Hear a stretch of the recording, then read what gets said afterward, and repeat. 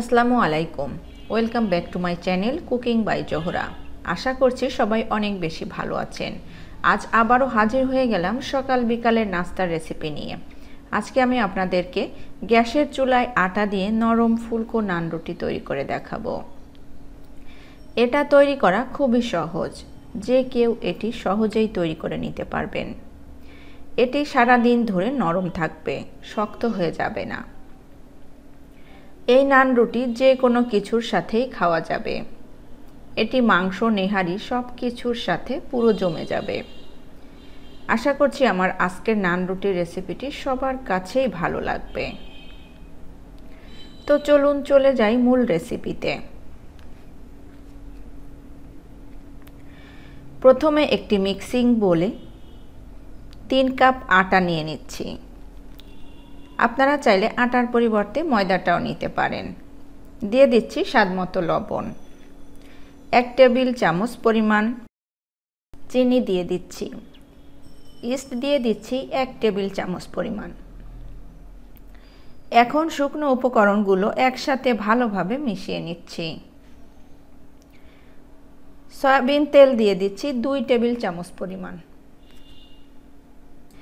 আপনাদের হাতের কাছে যদি ঘি থাকে তাহলে 1 টেবিল চামচ ঘি ও 1 টেবিল চামচ সয়াবিন তেল দিতে পারেন। সবগুলো উপকরণ একসাথে ভালোভাবে মিশিয়ে নিচ্ছি। সব কিছু ভালোভাবে মিশিয়ে নিতে হবে যাতে করে আটা, সয়াবিন তেল সব কিছু একসঙ্গে মিশে যায়।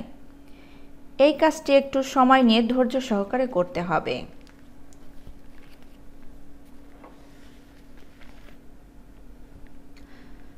যখন দেখবেন হাত দিয়ে মুঠ করলে এরকম দলা পেকে যায় তাহলে বুঝবেন মাখানোটা পারফেক্ট হয়েছে।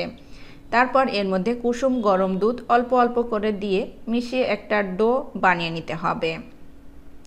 এখানে দুধের পরিবর্তে কুসুম গরম পানিও দিতে পারেন। আঙুল দিয়ে সহনেও এমন গরম দুধ কিংবা পানি দিতে হবে। এখানে দুধটাকে কিন্তু একেবারে দিবেন না, অল্প অল্প করে দিতে থাকবেন আর মিশিয়ে নেবেন। একটু সময় নিয়ে ধৈর্য ধরে ডোটা তৈরি করে নিতে হবে। ইস্ট দেওয়া ডোটা একটু নরম মনে হবে, সেক্ষেত্রে হাতটা ধুয়ে পরিষ্কার করে হাতের মধ্যে তেল মেখে ডোটা মেখে নেবেন। এতে করে ডোটা খুব সুন্দরভাবে মাখা হয়ে যাবে, হাতের মধ্যে আর লেগে যাবে না। এভাবে করে ডোটাকে কিছুক্ষণ মথে নিতে হবে। ডোটা ভালো করে মথে নেবেন নান রুটি, তাহলে খুব সফট হবে। ডোটা মাখানো হয়ে গিয়েছে। এখন গোল বলের মতো বানিয়ে নিব।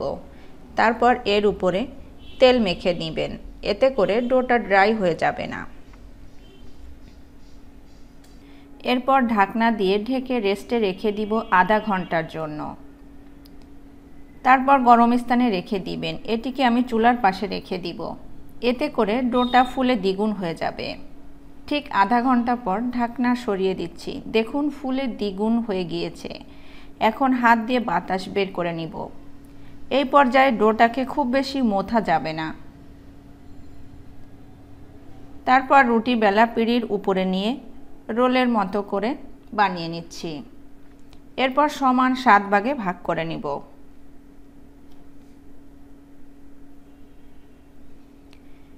তারপর লেচিগুলোকে বল করে নিব।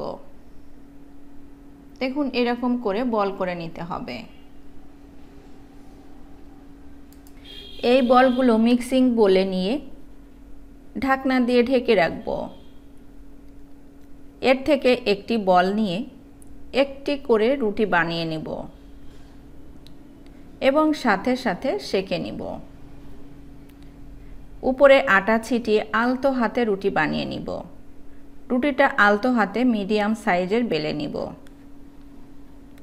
নান রুটি সাধারণত একটু মোটা হয়, তাই আমি এই রকম পুরুত্বের বানিয়ে নিয়েছি।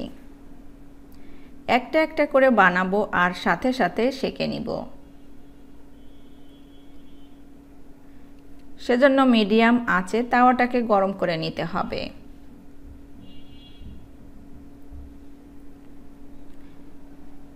তাওয়াতে রুটি দেওয়ার পর চুলার আঁচ মিডিয়াম থেকে একটু কমিয়ে দিতে হবে। রুটি দেওয়ার পর চুলার আঁচ কিন্তু বাড়ানো যাবে না, তাহলে উপরে কালার চলে আসবে, ভিতরে কাঁচা থেকে যাবে। তাই চুলার আঁচ কমিয়ে উল্টিয়ে পাল্টিয়ে সেঁকে নিব। 30 সেকেন্ড পর পর উল্টিয়ে দিতে হবে। রুটির ভিতরটা যখন হয়ে যাবে তখন রুটিটা ফুলতে শুরু করবে। দেখুন রুটিটা ফুলে উঠেছে, তারপর 2 থেকে 3 বার উল্টিয়ে পাল্টিয়ে নিতে হবে। এখন রুটিটা উঠিয়ে নিচ্ছি। একইভাবে সবগুলো রুটি সেঁকে নিতে হবে।